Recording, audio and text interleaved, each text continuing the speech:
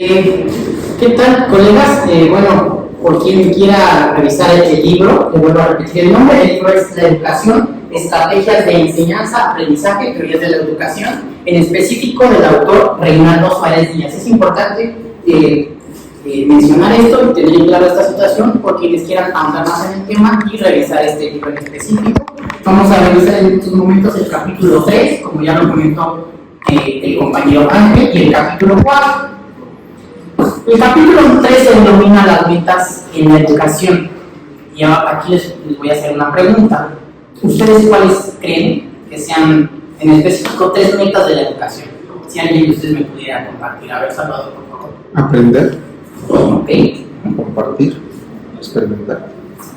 Ok. A ver, ¿alguien más? Sí. Adquirir conocimiento. Ok, muy bien. ¿Alguien más? Desarrollar las capacidades del ser humano. Todas las capacidades. Perfecto, muy bien. Bueno, pues evidentemente, como Melina ya nos compartió en los primeros 2 capítulos, nos dio un tema, bueno, nos introdujo ya precisamente a este libro. Tenemos que la educación es un proceso personal, pero también es un proceso social de pensamiento y también de crecimiento. En este capítulo se desarrollan 6 vamos a mencionarlo así, 6 maneras de aprender.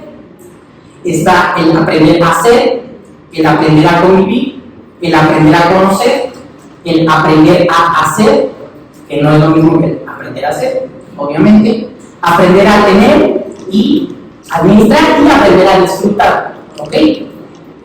Vamos con el primer tipo de aprendizaje o el primer tipo de aprender que este autor Reinaldo nos menciona. Aprender a hacer.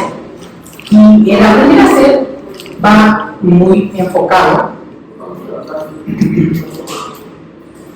a que el hombre es el único animal que debe aprender a hacer. Y me van a preguntar, ¿cómo lo no soy Alfredo? ¿Cómo que el hombre es el único animal que debe aprender a hacer? Muchos autores mencionan que hay todos los animales, todas las especies biológicas, etcétera, incluso celulares, saben automáticamente o instintivamente qué es lo que tiene que ser, ¿no? Es decir, un perro no nace, no se puede preguntar, ¿soy hombre? ¿Qué soy? No se hacen preguntas filosóficas, simplemente es perro. Entonces, a esta definición, a este concepto de aprender a hacer, es lo que Reinaldo le llama a la hominización. ¿Y qué es la hominización? Bueno, pues es un paso de reflexión en el cual el hombre, o los seres humanos como seres pensantes, seres de reflexión, dan ese paso de reflexión, lo podemos decir, ese proceso de abstracción es la hominización, como también somos seres sentimentales. Y no podemos decir que los animales no tienen sentimientos, pero evidentemente no tienen este proceso de hominización. Ahora, el aprender a hacer también nos lleva a tener un pensamiento crítico, es decir, ir más allá de simplemente ser un humano, ser una persona, es decir, hacemos preguntas filosóficas como el por qué, el para qué, este tipo de preguntas. ¿Qué nos va a originar tener este tipo de preguntas? Tener un pensamiento crítico, pues tener un pensamiento claro, un pensamiento estructurado, un pensamiento fundado e independiente. Ahora, ¿cómo logramos este proceso de aprendizaje a través del aprender a hacer?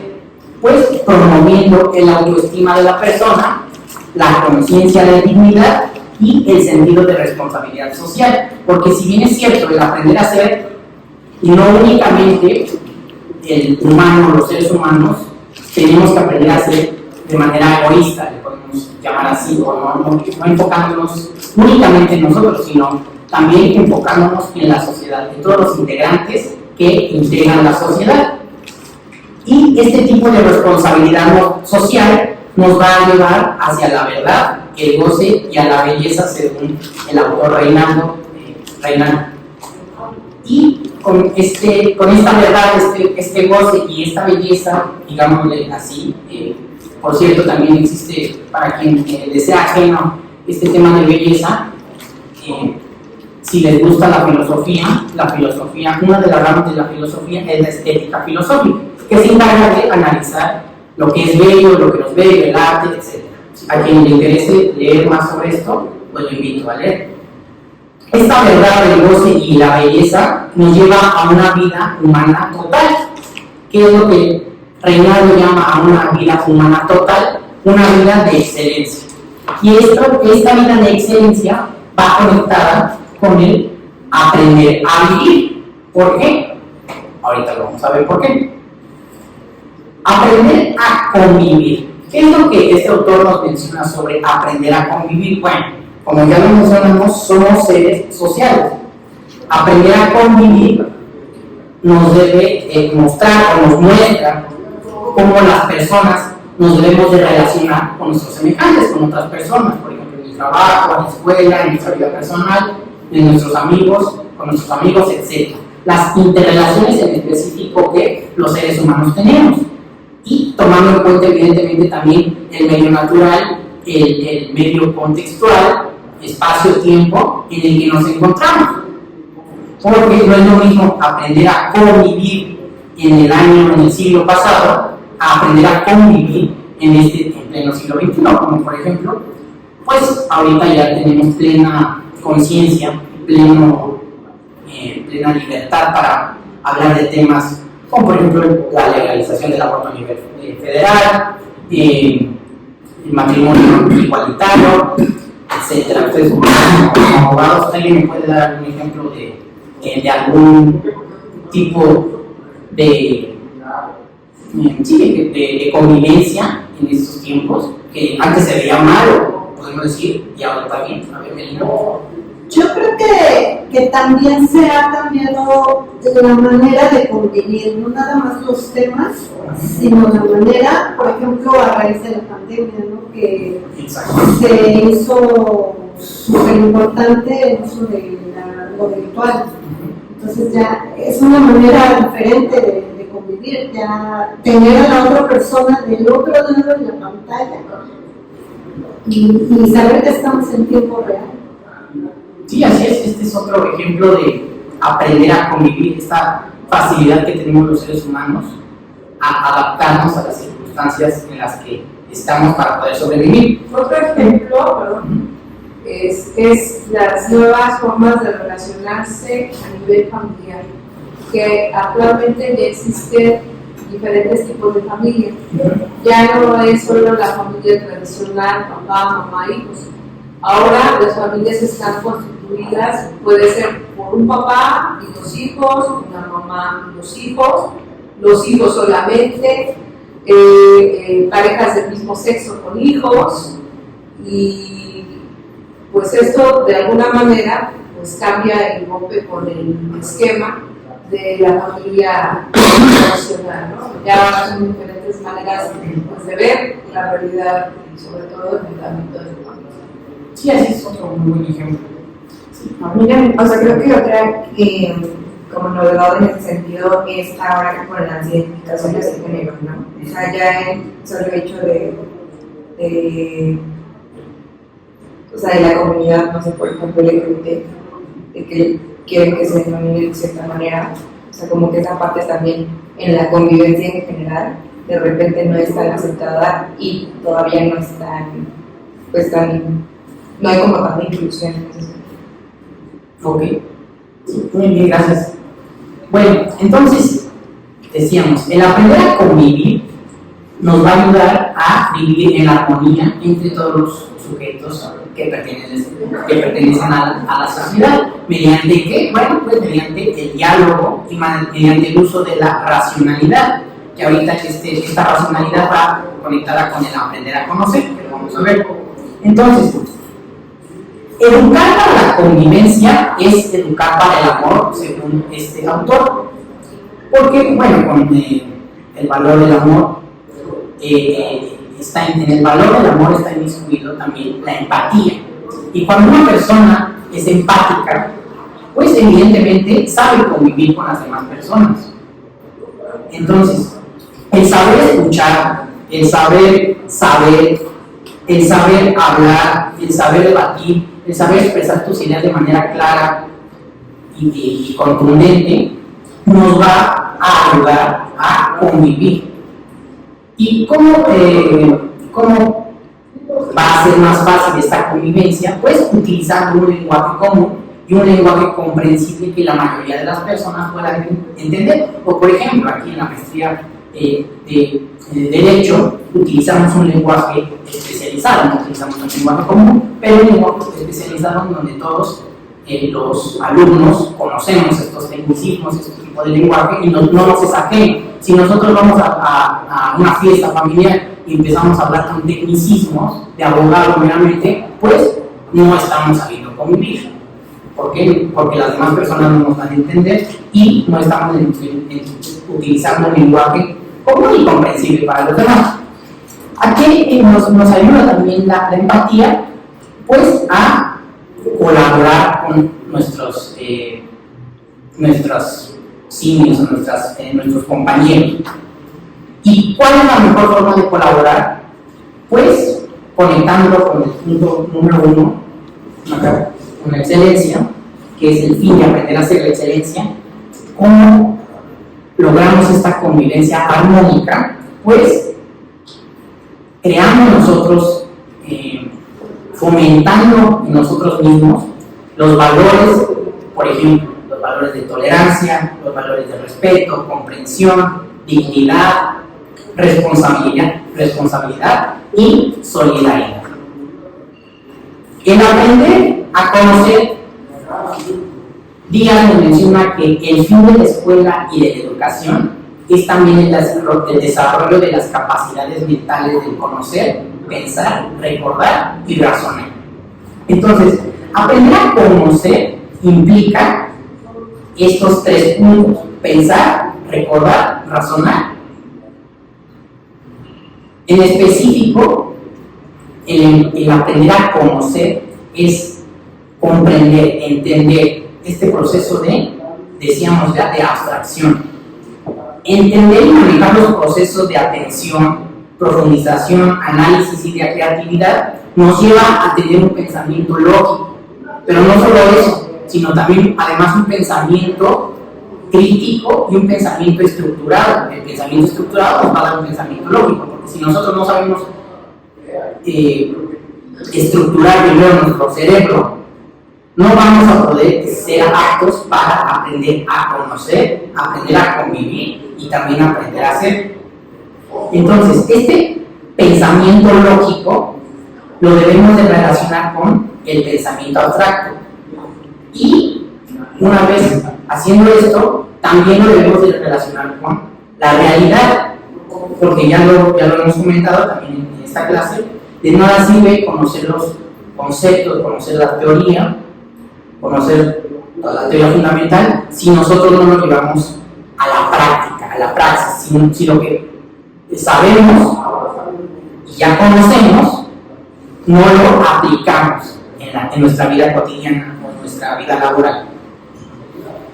También en este aprender a conocer hay algo muy importante, que es tener cultura general, porque tener cultura general nos va a ayudar a ser empáticos. Es decir, si yo tengo determinada religión y en mi salón de clases tengo compañeros de otra religión totalmente opuesta a la mía, pues ser empático me ayuda a comprender que cada quien tiene su propia vida, su propio contexto, y no necesariamente es que la otra persona esté mal. Para esto nos ayuda la cultura general y bueno, para infinidad de cosas. Yo creo que la cultura general nos ayuda también a comprender el mundo en el que vivimos, nos ayuda a comprender el arte, nos ayuda a comprendernos a nosotros mismos, nuestro ser, nuestro espíritu, y nos ayuda a este tema, que es el aprender a conocer tanto nuestro mundo interior como nuestro mundo exterior. Y como, bueno, específicamente en esta clase es técnicas de la enseñanza. Estamos en una maestría en Derecho, estamos en una ciencia social. Entonces, el aprender a conocer, Díaz nos menciona que se da mediante el estudio de las ciencias sociales en específico. El siguiente tipo de aprendizaje es el aprender a hacer, porque no solo basta con ser, no solo basta con convivir y no solo basta con conocer, también que tenemos que hacer, porque de nada sirve saber si no lo hacemos. Entonces, el aprender a hacer es comportarse eficazmente. ¿Y qué es esta palabra de eficaz? Bueno, pues, según Díaz, maximizar la productividad de los profesionales, en específico, maximizar la productividad de nosotros como abogados o como profesores. Y esta productividad es, o la podemos definir como la capacidad de interacción, comunicación y diálogo que va conectado con el pensamiento abstracto, el pensamiento crítico, y esto a su vez va conectado con el saber escuchar, hablar y debatir.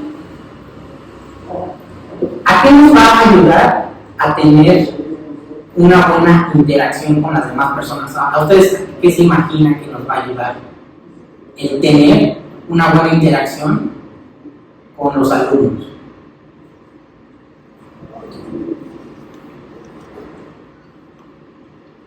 Pues hacer más fluido el proceso de aprendizaje. Sí. ¿Alguien más? A generar lazos de confianza que se reflejen en una aprehensión del conocimiento, digamos, más integral, es decir, puedan exteriorizar la magnitud de su comprensión o de su duda. Así es, a solucionar las dudas, en específico, ya lo dijo Ángel, establecer confianza y solucionar dudas. Para eso nos va a servir el aprender a hacer y también a solucionar los conflictos de nuestra vida cotidiana. Ahora, en este aprender a hacer, los profesores tenemos un punto muy importante para inculcarle a nuestros alumnos, y ya lo vimos también en sesiones pasadas en esta misma clase, es la motivación a la acción. Debemos de motivar a nuestros alumnos a la acción, y que no se quede simplemente en la abstracción, ¿no? A que pasemos a la acción, porque ya lo vimos en clases pasadas. No hay actividad, no hay aprendizaje significativo si no hay un cambio de acción. Y evidentemente también a hacer que nuestros alumnos tengan este liderazgo, quieran ser líderes. ¿Y cómo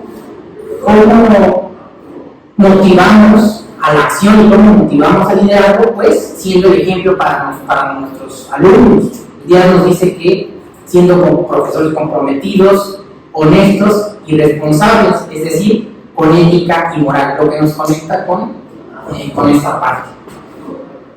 Los valores, respeto, tolerancia, empatía. Yo le quiero hacer una pregunta al maestro. Maestro, ¿realmente este aprender a hacer, digo, en lo real, en lo teórico, pues ahí está y se ve muy bien, pero ¿de verdad nos enseña a la escuela a solucionar conflictos?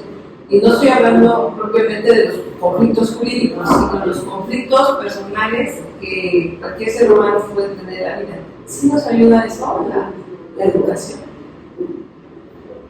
Yo creo que sí nos ayuda, porque cuando nosotros tenemos, pues, hablamos de cualquier disciplina, cuando nosotros tenemos suficiente información, estamos mejor preparados para actuar.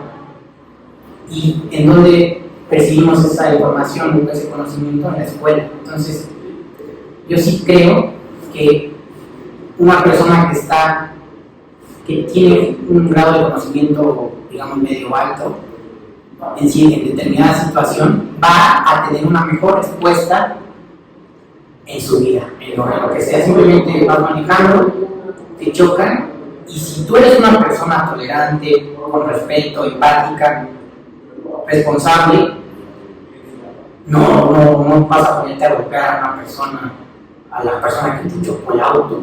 O si el mesero te está tratando mal, no lo vas a tratar tú de la misma forma. Tienes que ser empático con esa persona, tal vez lleva muchas horas en el trabajo, etc. Entonces yo sí creo a la pregunta de usted, profesora, sí, es sí. La respuesta es sí. Sí, más no en todos los casos. También hay casos de excepción. Okay.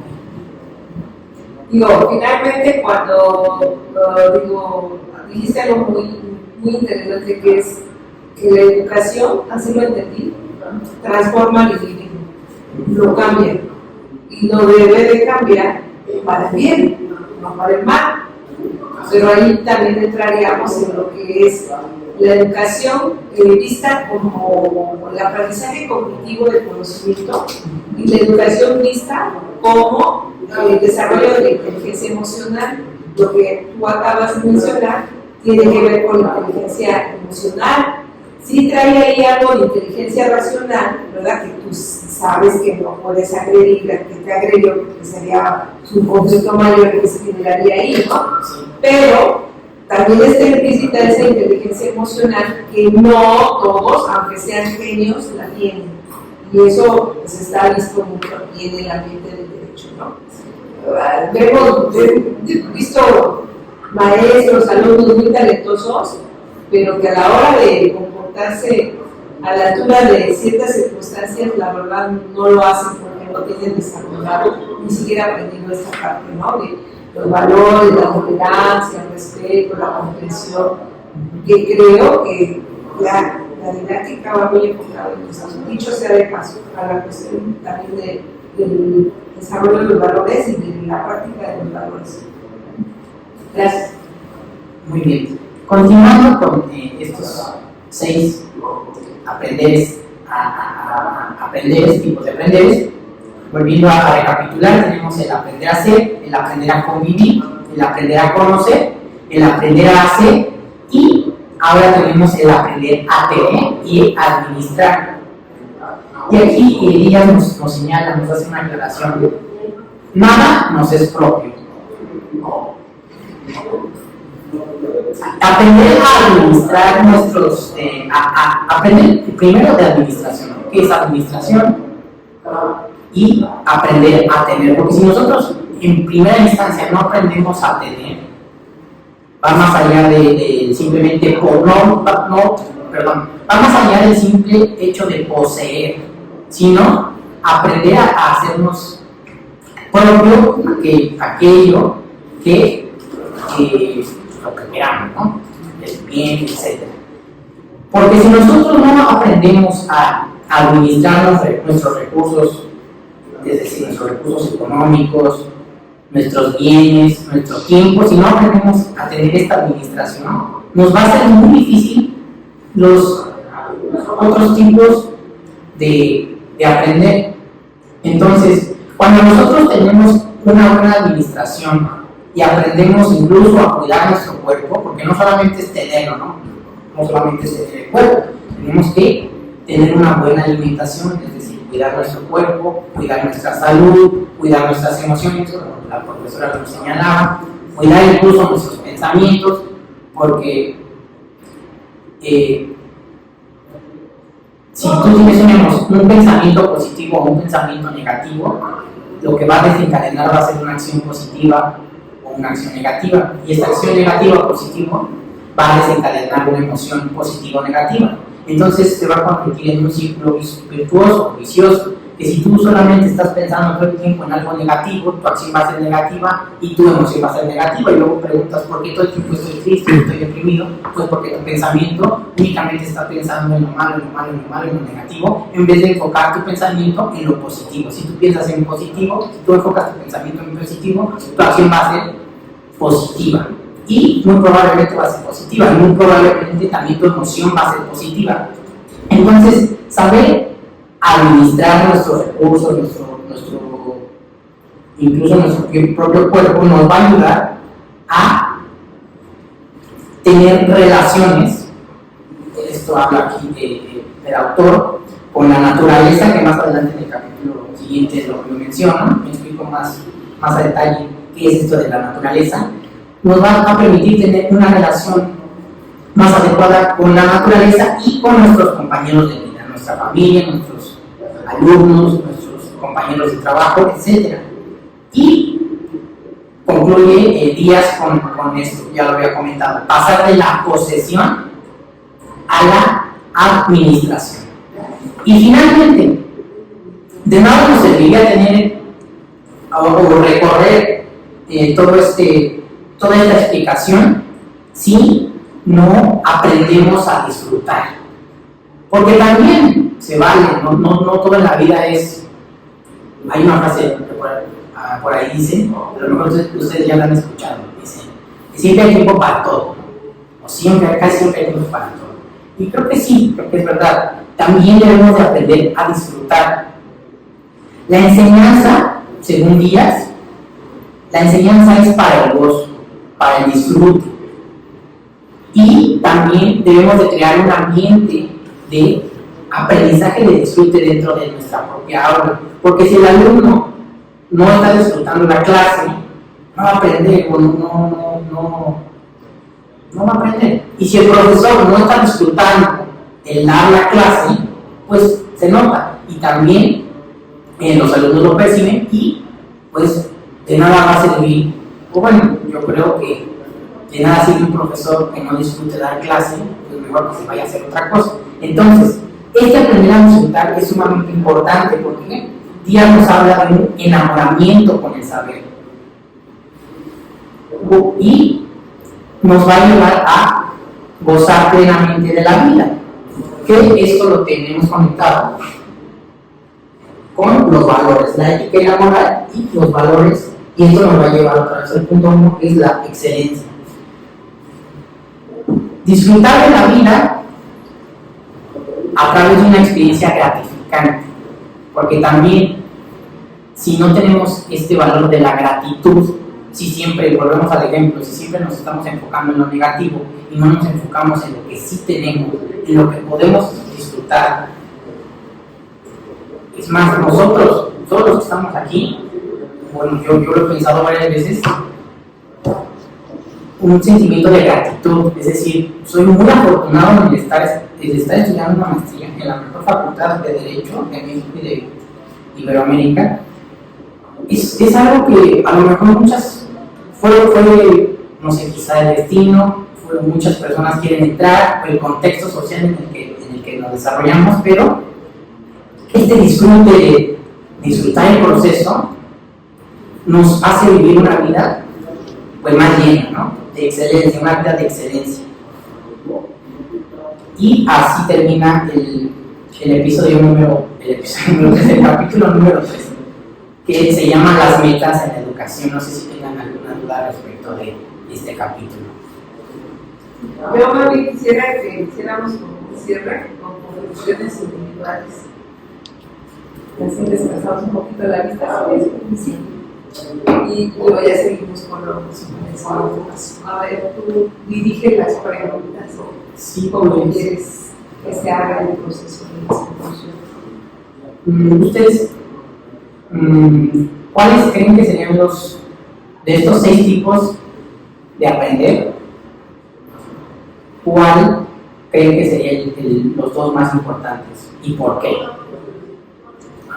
A continuar con el capítulo número 4, que lleva como título Educación y concepto de hombre. Y vamos a comenzar con el cosmologismo.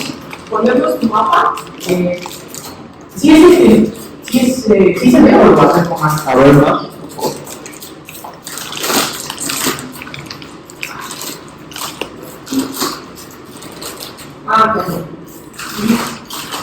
Ahí se ve o lo poquito más. Yo creo que ahí ya lo van manipulando cuando vayas trabajando.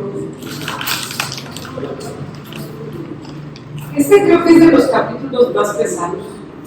Sí. Lamentablemente te lo vamos. Sí, aunque un poco, no sé cómo lo puedo resumir en unos cuantos, bueno, creo que son 10 páginas, pero es mucha información. Es mucha información, pero bueno, suerte. Dentro de la construcción del hombre y su sociedad. Básicamente el cosmologismo lo ubicamos en una sociedad democrática e igualitaria. ¿Y qué es el cosmologismo? Bueno, pues es la unidad entre el hombre y todo lo existente. Esto va muy de la mano con el existencialismo. El cosmologismo se da en donde, ya lo dijimos, en la sociedad, es la unidad entre el hombre y todo lo existente, en donde cada cual es maestro de sí mismo. Y aquí retomamos los valores que nos mencionaban en el capítulo 3. Los principios morales y valores no se imponen, eso es lo que nos dice el cosmologismo, están en la naturaleza del hombre, es decir, están en el ser. Nadie se los tiene que imponer, nadie se los tiene que enseñar, el propio individuo los tiene de facto. Y a esto, el cosmologismo, esto es lo que le llama el sentido de la vida, el vivir el presente en unión con lo existente, con todo lo material que existe, con todo lo que podemos percibir. Y esto nos va a llevar a la educación, es decir, a cultivar tendencias naturales dentro de interrelaciones armoniosas con la naturaleza. Una pregunta para todos. Perdón que te interrumpa. A ver, esto desde qué base teórica está trabajando.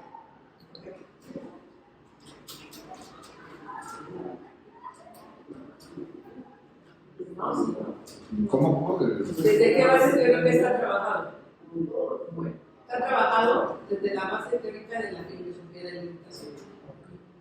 Digo, para que sepan el contexto, porque tiene que ver cómo la filosofía de la educación ve al hombre en razón a la cuestión de la educación. Entonces, eso está trabajando desde ese enfoque. Sí.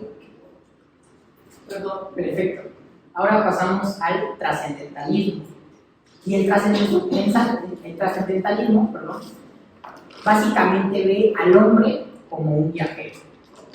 Es decir, menciona que existe un mundo inconcluso y a este mundo inconcluso lo vamos a concluir con un moralismo. Es decir, el trascendentalismo nos menciona que la escuela nos prepara para la lucha.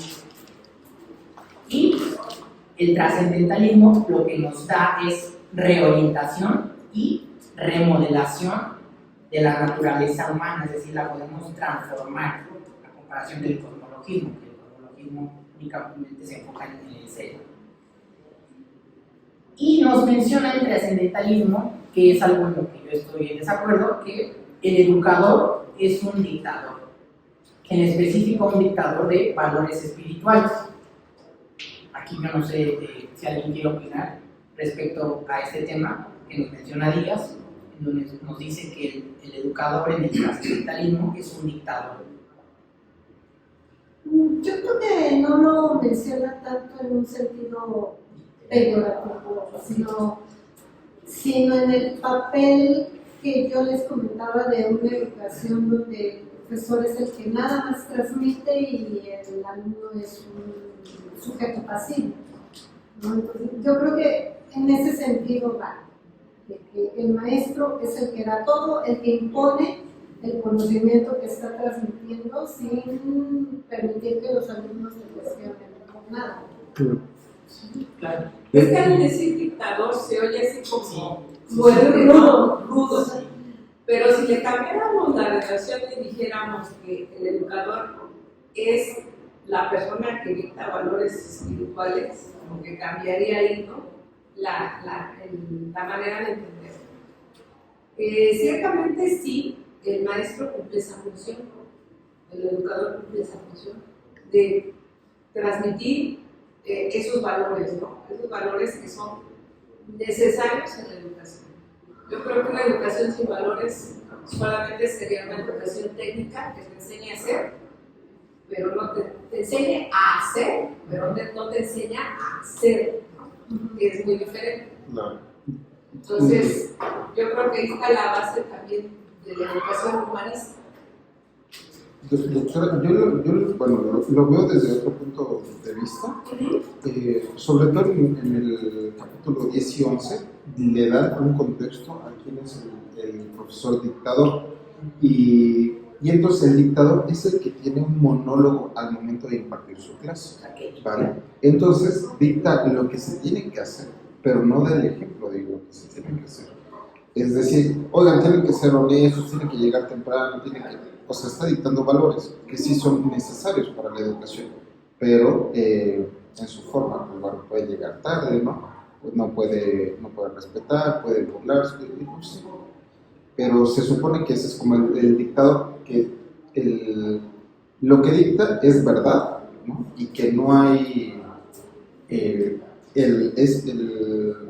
maestro siempre tiene la razón. Pues digo, es un poco más del capítulo que a mí me tocó conocer, y esa es como la característica de ese dictador. Entonces, que nada más dicta, o sea, nada más dice qué hacer, pero no creo como que o sea, no creo que se refiera a que va a imponer, ¿no? Solamente dicta, pero no lo transmite, y es un soliloquio, o sea, no se le puede repreguntar, no se le puede cuestionar, y todo el conocimiento es de una base jerárquica. Okay. Perfecto. Seguimos con el idealismo o el realismo. Mientras que el cosmologismo concebía el mundo como una sociedad democrática e igualitaria, el idealismo o racionalismo lo considera como una entidad organizada jerárquicamente. Acabo de mencionar, lo comentado. El idealismo nos menciona que la razón es el poder del hombre. Las ideas, en donde las ideas preceden a la acción. Y aquí hay algo muy importante, se hace la distinción o la separación entre pensamiento y acción, entre la teoría y la praxis, entre el espíritu y la materia. Y esto, según el idealismo, nos lleva a la educación. Pero esta educación, en el idealismo, tiene una función elitista, porque divide a las sociedades entre las personas que piensan y las personas que obran o que hacen. Lo cual menciona Díaz que es el motor de desarrollo. Las ideas, idealismo, ideas. Continuamos con el positivismo, y básicamente el positivismo toma al hombre como animal instintivo, y Díaz menciona que es la canonización ideológica del hombre capitalista. Esta canonización ideológica del hombre capitalista da como resultado el economicismo y el sociologismo, dando como resultado un acto educativo, entendido este acto educativo en el positivismo como la capacitación o adiestramiento para la vida, en donde el fin de este acto educativo es ajustar al individuo para responder a las necesidades sociales, es decir, el positivismo ya toma en cuenta a la sociedad para crear este proceso de socialización. Básicamente se enfoca en el fomento al progreso social, al progreso económico y al progreso científico. Ahora, el fin de la educación, lo vuelvo a repetir, para el positivismo es la socialización. Por su parte, el existencialismo se opone a la idolatría de la razón, es decir, es lo opuesto al positivismo. Sentir y vivir con una naturaleza creadora. Y el existencialismo toma a los hombres como objetos dentro de un proceso de educación. Ahora, a este proceso de educación lo ve como un proceso de libertad, como la base de la creatividad. Y el existencialismo menciona que la creatividad es una de las finalidades de la escuela. Crear un clima de positividad fomenta la creatividad entre nuestros alumnos. Y el existencialismo menciona que la verdad es lo vivido por el hombre. Ahora pasamos al marxismo, que nos menciona que conocer es la acción transformadora y utiliza el método marxista. El método marxista, dentro del método marxista, puede clasificarse como crítico, estructural, histórico y dialéctico. Crítico, bueno, porque se pregunta el porqué de las cosas, va más allá de la simple idea o de la simple razón, se pregunta el porqué. El estructural básicamente se refiere a que tiene una estructura, es decir, está ordenado, tiene un orden en el método marxista. Y el método histórico que utiliza el método marxista, pues hace referencia al contexto, espacio y el contexto temporal en donde se está haciendo el análisis. Y por supuesto, el tema dialéctico en el método marxista se realiza a través de las contradicciones. Es decir, yo tengo una tesis, presentamos la antítesis y llegamos a una síntesis. Y básicamente el método dialéctico dentro del método marxista se da a través de las discusiones, a través de las contradicciones y del debate. Ahora, el marxismo, como ya lo expliqué, utiliza la teoría marxista del conocimiento. Y esta teoría la tomamos como una acción transformadora a través del método marxista. Por eso expliqué primero cómo se divide el método marxista, que es el crítico, estructural, histórico y dialéctico. A través de este método marxista podemos concebir al hombre como un ser cambiante, pero no solo eso, como un ser cambiante, sino también como un ser agente de cambio. Menciona el trabajo como la expresión de la vida y también este método marxista menciona a la escuela capitalista. Esta escuela capitalista la podemos referir como la reproducción de la fuerza de trabajo, reproducción de las relaciones de producción y estas dos reproducciones sustentarlas por medio de una ideología. Que bueno, si ustedes han leído a Marx, sabrán de estos temas. Y por último tenemos al transhumanismo. El transhumanismo pone al ser humano como centro, fin y sentido de la realidad. Es decir, pone al ser humano como un ser ecológico y social y hace una distinción entre una contradicción entre el totalitarismo y la dogmática. Esto nos va a llevar a la ruptura de las estructuras sociales, económicas y políticas que también hace la crítica Marx sobre estas superestructuras que existen en la sociedad y esta jerarquización que existe en la sociedad. Y eso sería todo por parte del capítulo 3 y 4. Bien, creo que quedó bien explicado. Los cuadros me parece que fueron así como muy claros, ¿no? Sí, hiciste la sistemática, eso me gustó, vas haciendo orden. Digo, a lo mejor si nos hubieras tenido la oportunidad de hacerlas en la computadora hubiera quedado muchísimo mejor, pero es el primer trabajo. Correcto. Pues, muchas gracias. Yo creo que hasta aquí le damos. Muchas gracias. Y pues nos dan un aplauso.